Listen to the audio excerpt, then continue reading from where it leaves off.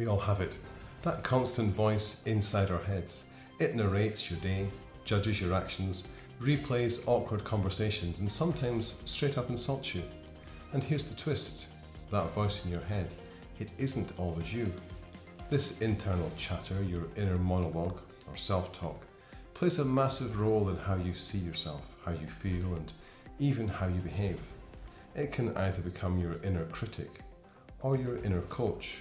In this video, we're diving deep into the psychology and neuroscience behind inner dialogue, where it comes from, why it's often negative, and how to start changing it.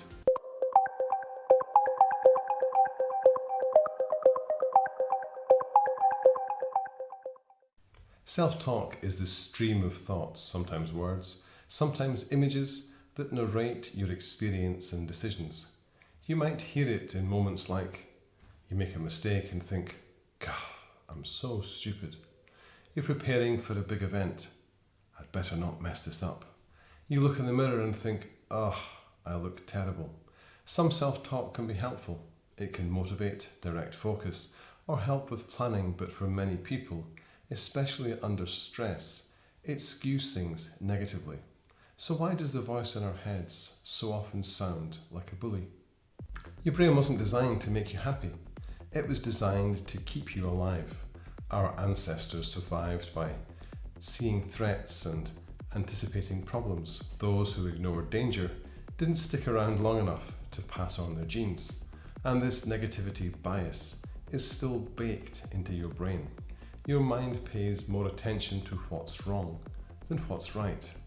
Your inner voice, therefore, will often focus on what you did wrong, what could go wrong, what others might think. The content of your self-talk isn't random. It's built from early life experiences, what you were told by parents, teachers, and primary caregivers. Here are some examples. A parent says, "Why can't you ever get it right?" In later life you think, "I always mess up." A teacher says you're smart, but you're lazy. And you think, "I'll never live up to my potential." Social media says you need to look like this to be attractive. And you think, "I'm not good enough." And these external inputs can become our internal scripts, and because they're repeated and emotional, the brain stores them as truth. Here's the key idea. That internal voice isn't you. It's a mental program that runs inside you.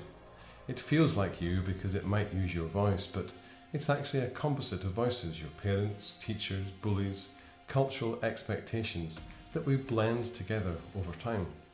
Psychologists call this the introject, a part of your psyche that's formed from others' attitudes and behaviours. It's like a mental app that keeps running in the background, but you didn't install it.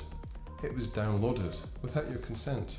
This is why you can feel bad about yourself when you know it doesn't even make sense.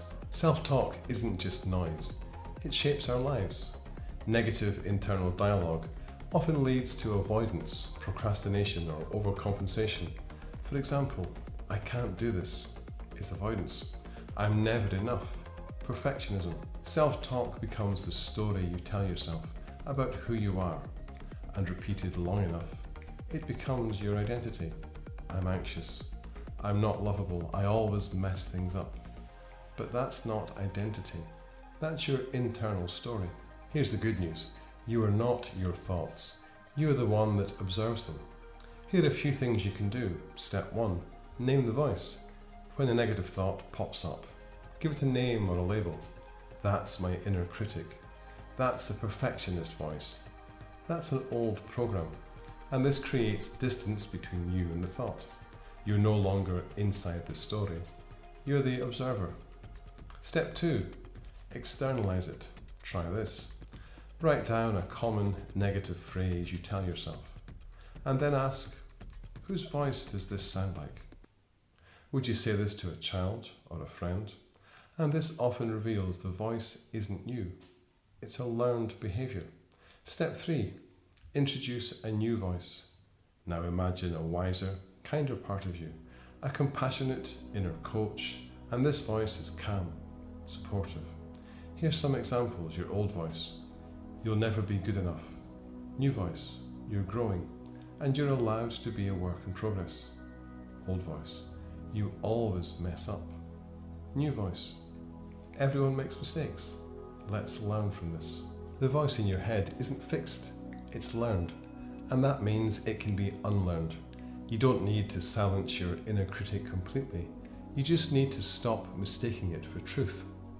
Over time, as you notice, question, and rewrite your thoughts, your inner voice can transform from harsh critic to compassionate guide, and when that happens, everything changes. Confidence rises, self-trust deepens, peace can replace pressure. Because once you realize you are not the voice in your head, you're free to choose who you want to be. See you next time.